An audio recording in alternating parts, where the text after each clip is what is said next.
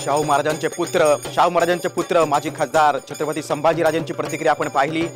कोल्हापूरच्या जनतेनं गादीवरचा विश्वास व्यक्त केलेला आहे। या 7व्या फेरीतच 51,000 मतांनी आघाडी घेतलेली आहे। खऱ्या अर्थाने जल्लोष पूर्ण निकाल लागल्यानंतर आपण करू असं देखील ते बोललेले आहेत।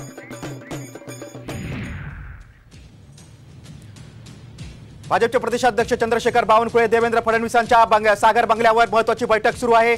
सध्याच्या निकालाच्या पार्श्वभूमीवर आता राज्यातील भाजपच्या नेत्यांचं मंथन सुरू आहे। आकडेवारीवर त्यांचं बारकाईने लक्ष आहे। चंद्रशेखर बावनकुळे फडणवीसांच्या भेटीला गेलेले आहेत। सागर निवासस्थानी दोन्ही नेत्यांमध्ये चर्चा सुरू आहे। एकीकडे निकाल येतात, दुसरीकडे भाजपच्या नेत्यांमध्ये चर्चा सुरू झालेली आहे। महायुतीसाठी हा मोठा धक्का आहे। महायुतीचे सध्याचे कल पाहिले तर महायुतीचे उमेदवार यांची पिछाड झालेली आहे। राज्यातील आकडेवारीवर भाजपचं बारकाईने लक्ष आहे। तिकडे बावनकुळे आणि फडणवीस यांच्यामध्ये चर्चा सुरू आहे। सागर निवासस्थानी फडणवीसांच्या निवासस्थानी बावनकुळेंबरोबर चर्चा सुरू आहे। महायुतीला मोठा धक्का आहे सध्याचे कल पाहता। आपण थेट जाऊया, आमचे मुंबईतील प्रतिनिधी गणेश कवडे आपल्यासोबत आहेत। गणेश, महायुतीला मोठा धक्का आहे। आता भाजपच्या नेत्यांच्या गाठीबिटी सुरू झालेल्या आहेत, मंथन सुरू झालेलं आहे, काय सांगशील?